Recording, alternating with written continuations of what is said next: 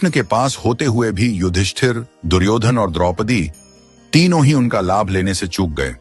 दुर्योधन को तो कृष्ण ने 2 बार कुछ लेने का अवसर दिया, परंतु धन, शक्ति और अभिमान के चलते वह लाभ लेने से चूक गया। युधिष्ठिर सबसे बड़े होते हुए भी कृष्ण का लाभ न ले पाए। उलटे कृष्ण से कह दिया कि वे द्यूत क्रीड़ा में भाग न लें और कक्ष से बाहर ही रहें।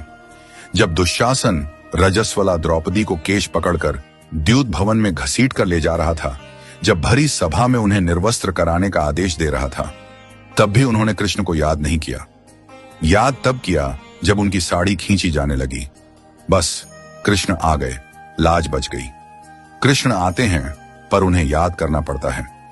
युधिष्ठिर जब एक के बाद एक सब कुछ हारे जा रहे थे, तब भी उन्होंने कृष्ण को याद नहीं किया। करते तो कृष्ण पासे पलट देते। दुर्योधन चतुर था, वह पासे फेंकने में कमजोर था। उसने पहले ही घोषणा कर दी कि उसकी ओर से चतुर मामा शकुनी पासे फेंकेंगे। युधिष्ठिर को तब भी कृष्ण की याद नहीं आई, अन्यथा वे भी कृष्ण से पासे खिलवाते तो द्यूत क्रीड़ा का इतिहास कुछ और होता। युधिष्ठिर चूक गए और कृष्ण के साथ होते हुए भी सब हार गए।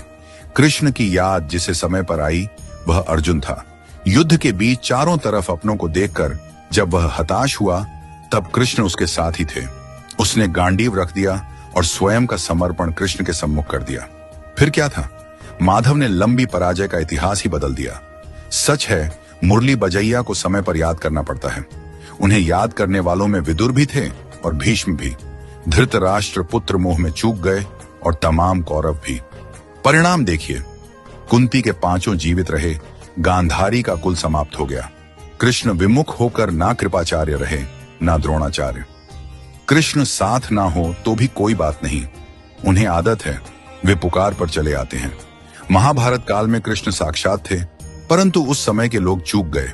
सुदामा साथी थे, वे भी चूक गए, पर सुदामा की पत्नी ने नहीं चूका, किस्मत बदल गई। रामावतार में रावण जानता था कि राम के आने का उद्देश्य क्या है।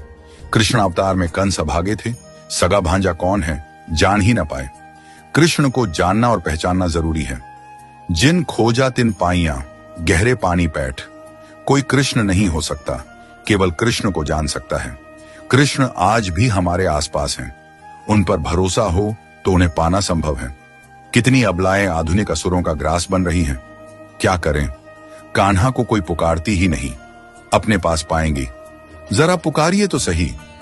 याद रहे, बड़े छलिया हैं कृष्ण, बिना पुकारे नहीं आते। हमेशा ठाकुर जी को याद करो, कभी उनको भुलाओ नहीं। कहीं ऐसा न हो जाए कि श्री कृष्ण को याद करते करते बहुत देर हो जाए।